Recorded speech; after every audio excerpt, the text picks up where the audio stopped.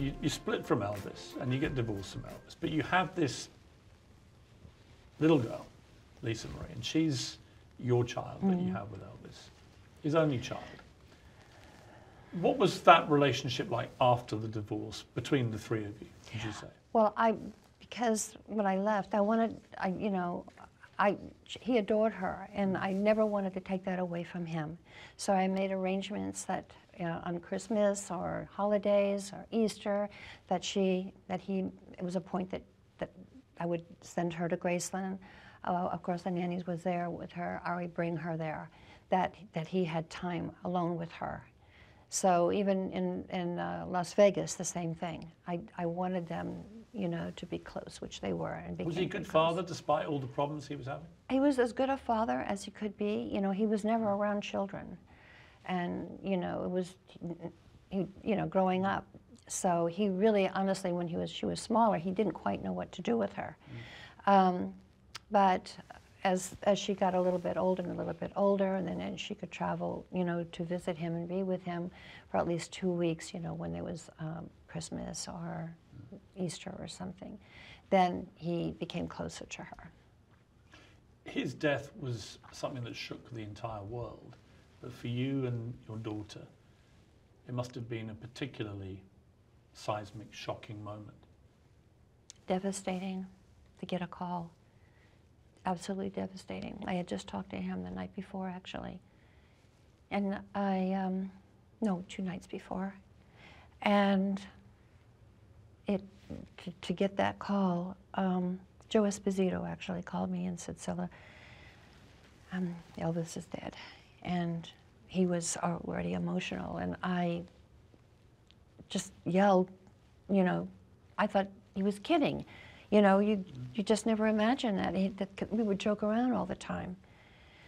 And then when I found out that, it was true, and I just went to my bedroom and just stayed, and Joe said he'd send the plane for me, the private plane. And I just stayed in my room and couldn't believe it and cried, and I don't know. It's interesting, even now, this is 50 years ago, pretty much, nearly. Yeah. But it still has a profound effect on you. I can still hear Joe Esposito's words. Cilla, Elvis is dead.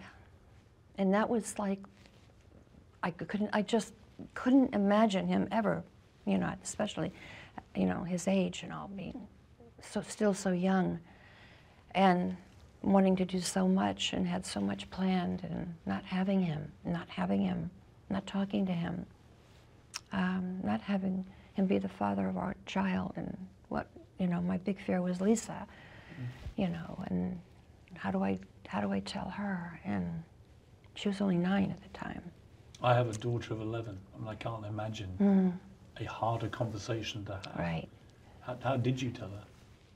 Well, I just told her we were going to Graceland and we were going to go see Daddy, but Daddy won't be, Daddy will be resting. And she just asked me, and she goes, well, resting? I've never actually told this before because it's been hard. But I said, well, he's going to go to sleep for a while. And she goes, will I be able to see him? And I said, yes, you'll be able to see him. You'll be able to see him. And then she sees him. And I don't think she really quite got it, but because she went out in the golf cart and started, she had a little friend, and driving in the golf cart and all around the backyard of Graceland. So it didn't really hit her until later. I can't even imagine, because it was such a huge story for the rest of the world, but for you, this is real life. This is your man that you loved, still love today. Still love today, yep. He was, like I said, he was unique. He was, his personality was unreal. He was caring. He cared for people. He had, he wondered why him. And there's stories about him. I don't know if you ever heard the story about there was a black woman who was looking at a car on Beale Street, a car dealership, and he was looking, he was just driving around, and he saw her looking in the windows at the new cars that were there, and he said, told Charlie to stop the car. He stopped out and he went over to the woman and he goes, boy, those are nice cars. And he said, oh, yes, sir, they're beautiful. Look at that. And he goes, what one do you like? And she goes, ooh, I like that black one right there. No, that blue one right there. And he goes, really?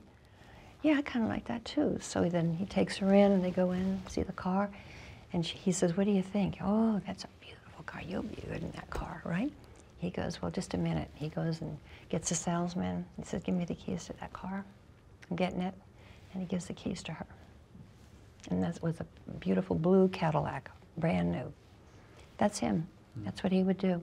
Anyone in trouble, he'd give them money. Anyone who had, you know, a problem with anything, really, you know, and they couldn't afford it, even with some of the guys who needed medical care, he'd pay for it. When you've watched Elvis the movie and now Priscilla, and it's made you revisit all of these times that you had with him, do you have any part of you that thinks if only I'd done this, this, or this, things could have turned out differently? You know, I don't know. I don't think so, because I really, you know, I gave my all to him. You know, I couldn't change his mind. I mean, he was strong-minded. Well, I think he loved you and you loved him till the day he died, right? And that's clear. Yes. It was an extraordinary love story. He would call me all the time.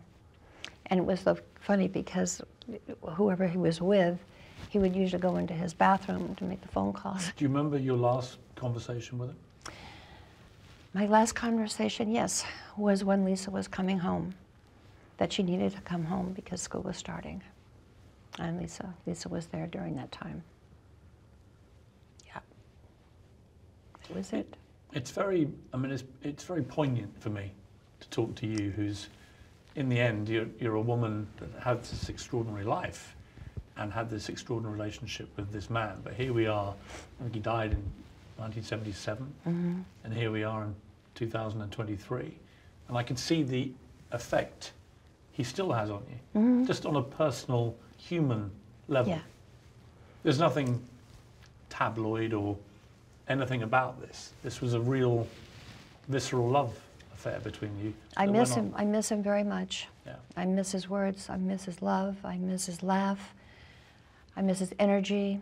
I miss the fun times. I think, you know, you don't really realize the fun times that you're having until you go back and you look at your albums and your pictures and you go, oh my God, we had so much fun. We did so much. And, you know, it's still there.